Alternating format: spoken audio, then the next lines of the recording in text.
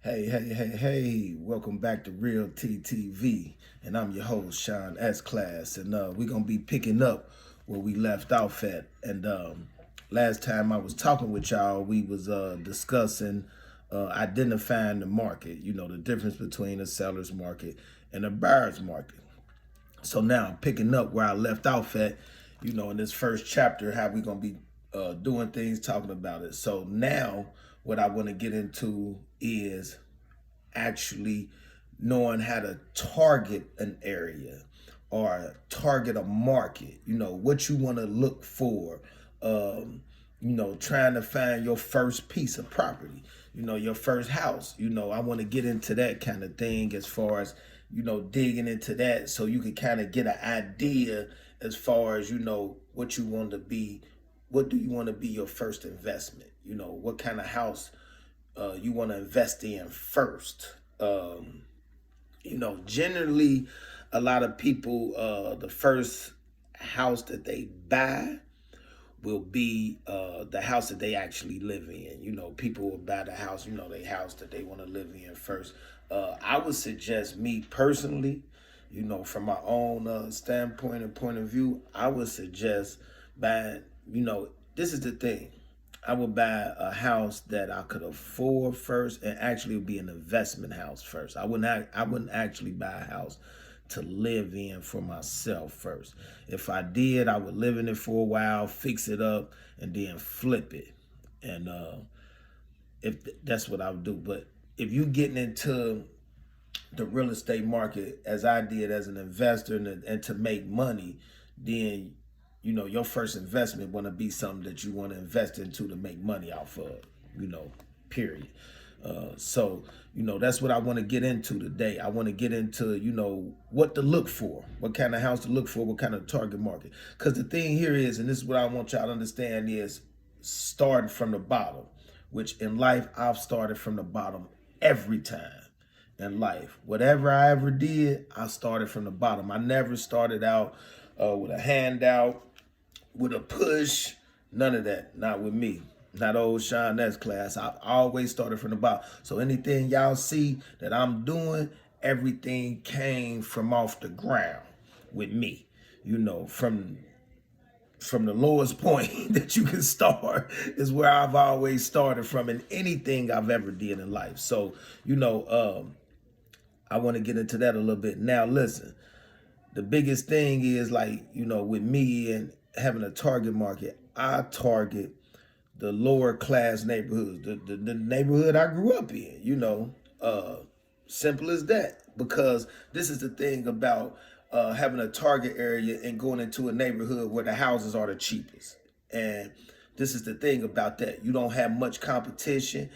And because a lot of people like to invest in better quality neighborhoods, better quality houses. So you got more competition in that area. You got more people that got more money than you in that area that can outbid you on a piece of property or a house. When you go in to make an offer, you got somebody who could come right behind you and make a bigger offer because they might have a bigger credit line, bigger bank account. Their credentials is better than yours, or just simple, they got better connections in that area than you.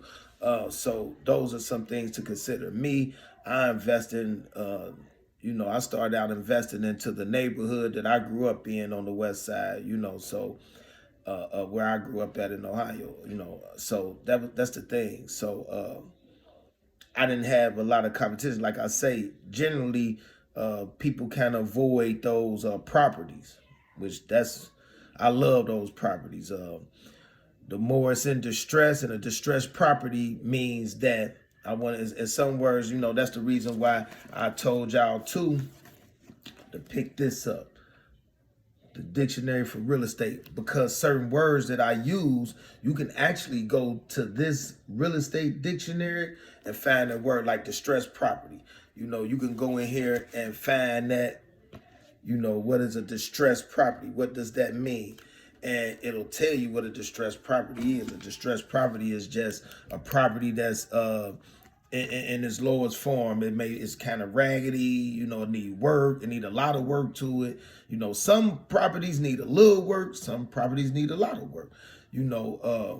quite naturally, the more work it need, the cheaper you can get it for, and that's the thing.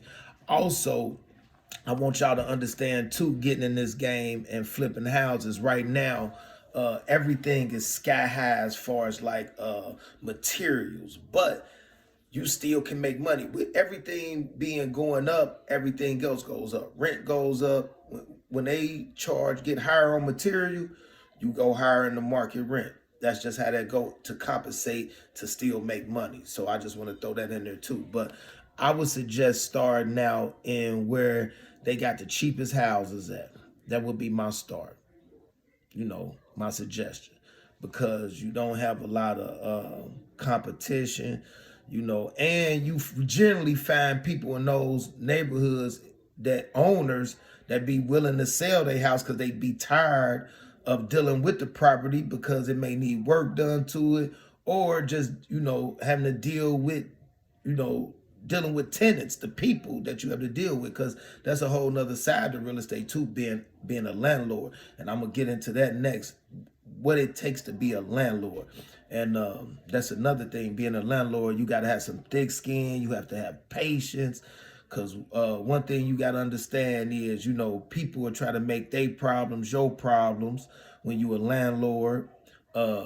People that tear up your house, just different things that you want to go through being a landlord. That's another reason why some people only like flipping, because people don't like dealing with people, their excuses on why they don't want to pay their rent, acting like they doing you a favor when they live in your house, or when they first move into the house, they love the house, but soon as they fall on hard times and it's hard for them to pay their rent, now everything wrong with the house.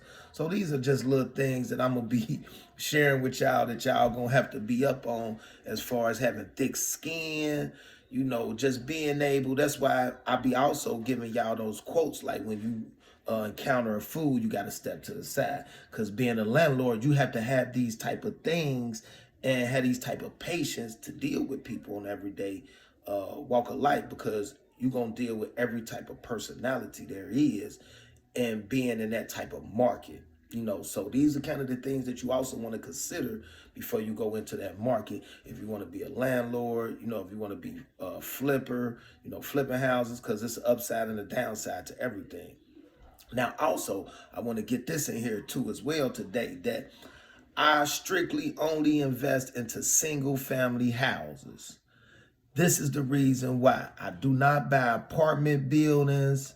I don't buy 4 units. I don't even buy 3 units or 2 units. And I'm going to tell y'all the reason why. The reason why is, anybody that I've ever known that had a 2-family house, 3-family house, an apartment building, this is the thing. What I seen happen is that when you have multiple people living that close to each other in today's society, people don't like living that close to each other. The person downstairs gonna always complain about the person upstairs making too much noise, or just even if they just walking, just walking above a person will irritate the person downstairs, because the floor might creak too loud when they walk, so that bothers them. Or somebody might get up early in the morning and like to play their music.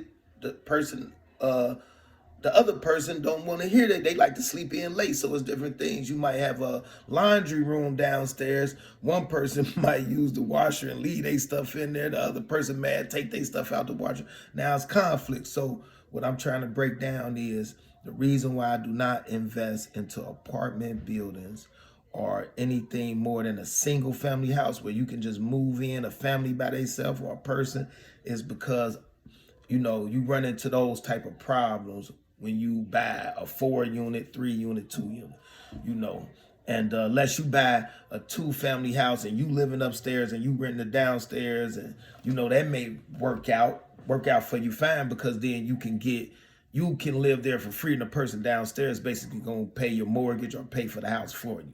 So yeah, in that type of situation. So I'm trying to break down every scenario for you and just give you an idea to just contemplate on. But my thing is, stay away from apartment buildings and things like that starting now. Now, excuse me. once you get to a certain level in the real estate game, yeah, apartment buildings are great to invest in because you got situations like condos or different situations where it's more of a upper echelon thing as far as dealing with different type of class of people to where they're not gonna get caught up into the bickers and all this person doing, it's just a different situation, those type of situations. So I want to throw that out there as well. Me, I would suggest concentrating on investing into a single family property. That way, you don't have to deal with those backlashes coming back to you or this person. Because what end up happening is yeah, you will have people that are rent the place, but what'll happen is you'll never have all the apartments rented out and you're gonna have a turnover rate constantly because one person moving out or two, three people moving out, two, three people moving in. Nobody never gets to really gel with each other. So they neighbors is constantly dealing with new neighbors, having to get to know them. The best situations is those situations where you have like maybe a 4 unit and the people's been there for X amount of years and they all get along. And that's very rare. So you got to consider that. But also today, I'm going to give y'all a little inside treat on Real TV today. I'm going to be taking y'all with me. I'm actually finna leave here and go meet an inspector about one of my houses because in the front of one of my houses, the retaining wall came down when it rained real bad. It snowed, rain piled up on the front of the retaining wall and it fell. So now the inspector